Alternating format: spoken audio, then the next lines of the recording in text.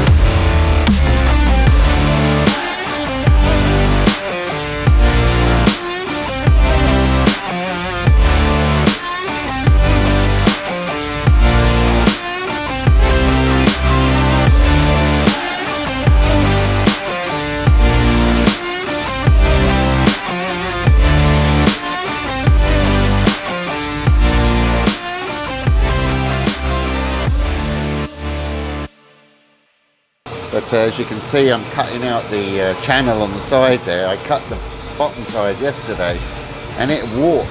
I mean, it literally bent about an inch. More than that, really, maybe 2 inches when it was really hot. As it cooled down, I was hoping it would go back down, so I just cut the top of both sides. It didn't go back down. I've cut the top, which is a little bit shorter, obviously because the tyres are round, and it's coming out perfect, so there you go. Yeah, expansion and warpage is a consideration. The cutting direction also affects the amount of deformity, and the direction of your weld and the length of your weld also affects the how much distortion you're going to get. So yeah, so you know, if you've got a long length to weld, or if you're welding all along a certain piece, change the direction of your welds every other weld. You know, go up one end, come back down to the other end, and then keep changing direction from left to right, right to left as you do that as well. And you can, you know, minimize some of it. But we may have to get the, you know, when it's all finished, we'll double check everything. Everything will be clamped down. But if there's any distortion, it'll have to be done with an oxyacetylene torch.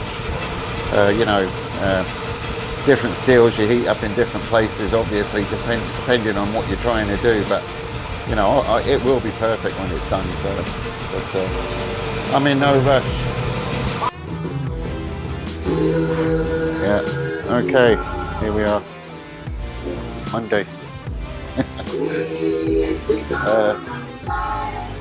Yeah, I've just been cracking on with the blocking in between the rafters joists. But yeah, it's coming along. Let's get cracking anyway.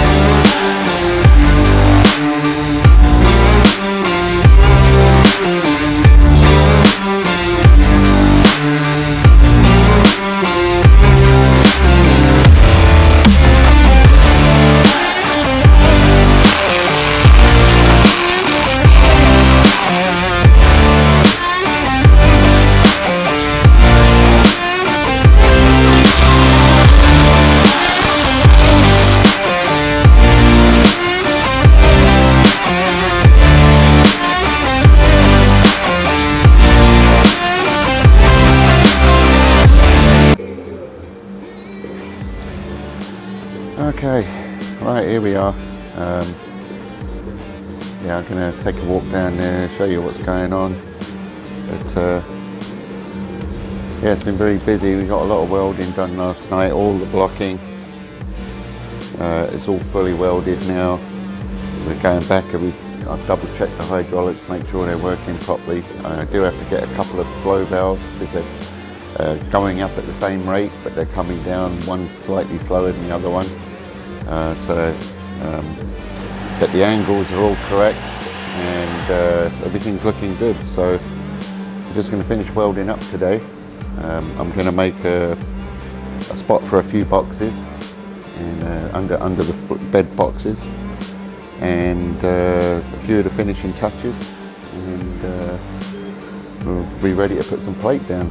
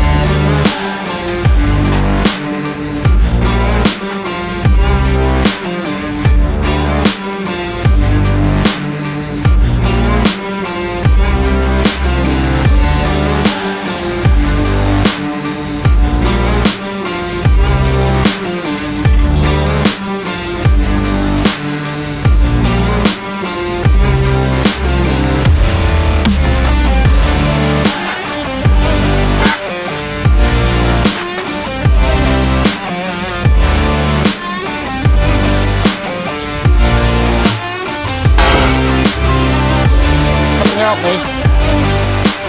Okay, push the up. That's up, right? That one there, up. That one.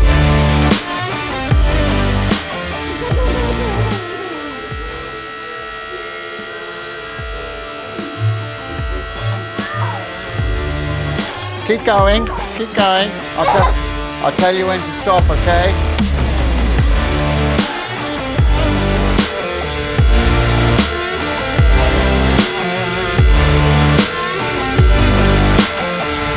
Stop.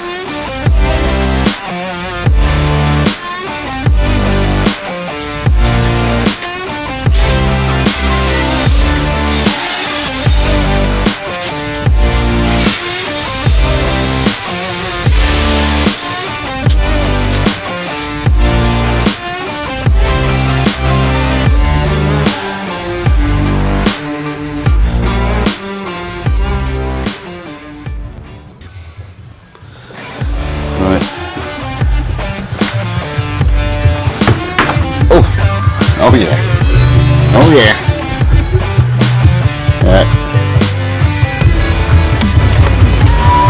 Christopher, if you're watching this, don't do what I do.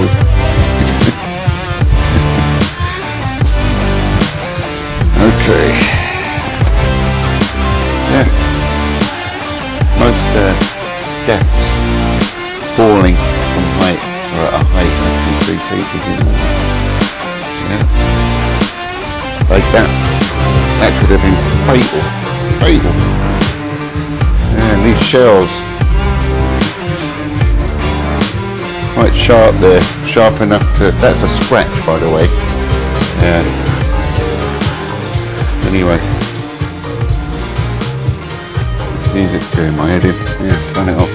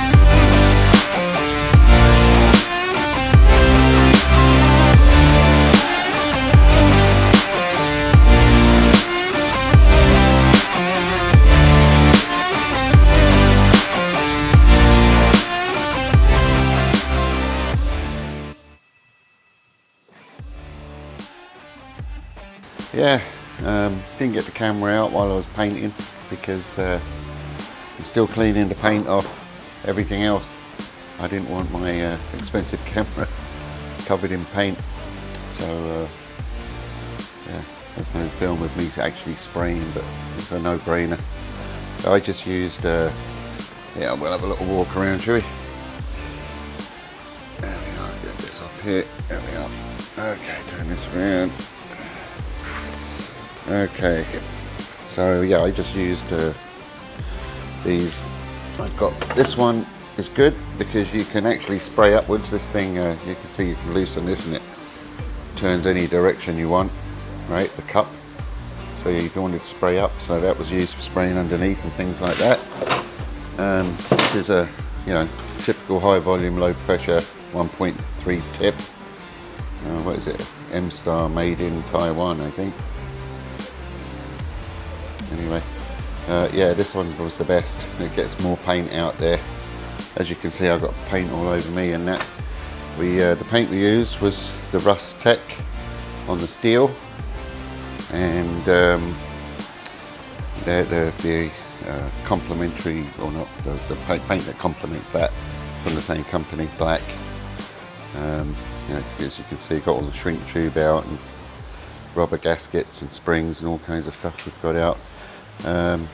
Reflective tape, and yeah, so that's where we're at today. Now here's the trick with this stuff, this muriatic acid. You can only do what you can dry off quick, so you don't coat the whole trailer in muriatic acid and then, yeah, you'll have to keep coating it because it rusts. It takes the meal scale off, but then it will rust, and then you give it a second coat to get the rust off, and then you must dry it really quickly, and you know, and then you dry it really quick, and then you get your paint on. You don't mess around, right? So like this top part here was spotless, the rust didn't come on this, but then you can wire brush it after as well. I use these wire brush cups. This is all the stuff you missed. Where are they? There's one on the floor down there. But there's the compressor we're using there. But yeah, so I will do a video just on that, because that's really important, because yeah, people are, you know, saying you have to sandblast. There's no place to sandblast around here, and painting over mil scale is a big no-no if you want the paint to last. So, but yeah, under the trailer doesn't matter so much, you know, although we did do that. It was a lot of work, but I did, you know, muriatic acid, if you've got it open in your shop, or you've got them fumes around, wherever them fumes touch, it will rust. Everything in sight, you know, so keep that in mind. You know, I did it outside here, but it's still not ventilated enough, and my big fans are down in at the other house, so I only have these little things running, which wasn't perfect. You want big fans, get that air vapor out and away. You need definitely need the hydrochloric acid. Everybody's, you know, like really worried about it. I used it for years. I was a masonry contractor, and I used it after every single job. And I remember spraying it on walls and worrying about the grass and the flowers, you know, next to the wall, and it never bothered them at all. Go back, you know, a week later, day later, month later, flowers are still healthy. So, you know, it affects some things and doesn't affect others. But if you get it on your skin, it stings a little bit, just wash it off. No big deal. Anyway, so we've got the brakes to do as well. The lanes are already made up. I took them off for painting. I didn't want to get paint all over them. And so here we are, electrics. But we're getting close. Ordering from Alibaba is a massive pain in the arse. I mean, we're right next door to them too, you know, and we still can't, you know, manage to get them to do anything. You know, oh yeah, you can minimum order 10, minimum order 5, but then, you know, when you start talking to them, it goes up to 200, and then it's like, you know, and then we don't have them in stock. We have to make them, and every single thing. For 2 years I've been trying to work with people in China on Alibaba, and because I'm a small guy, it's just not working. And I'm not going to order, you know, $20,000 worth of axles or $10,000 worth of axles without even seeing a sample, you know. And during COVID, it's not like you can jump on a plane and go to China and look at it and inspect it and all the rest of it. So yeah, just massive big pain in the arse. So just nothing worked. They've got their COVID problems over there too, but and then you've got your scammers. People, you know, just obviously just want to take your money and run. So yeah, you know, such is life. You know, I'm getting my head around it. I've got some reputable suppliers I'm talking to, but it's not easy. It's in this. It's got a way to go yet. To paint the whole trailer underneath and everything in one day. It took a whole day to do the primer, 2 coats, and it took a whole day to do this as well, the top coat. So, and it was non-stop. Didn't even have time to stop and eat something. You know, it was just full on. And we're in a residential neighbourhood, so we have to, you know, we don't want too much overspray. So, you know, ended up painting the very last piece in the dark, and we've got runs on it. But, you know, they could be sanded out and touched up. But, yeah, and the big paint push came after it rained. Yeah, we had like 3 days of rain here, and with bare metal all over the place. So we had a big scramble getting all the bare metal under cover, and putting a tarp up, as you can see, to keep it from rusting. And then as soon as it stopped raining, there was a big push to get it painted, which it's done. You know, there is a few little things to do. You know, it would have been ideal if it wouldn't have been painted, but you know, it's not. This isn't the perfect situation. We're not inside a shop yet, so that's what we had to do. But it will be perfect in the end. The moment of truth. It's a really hot day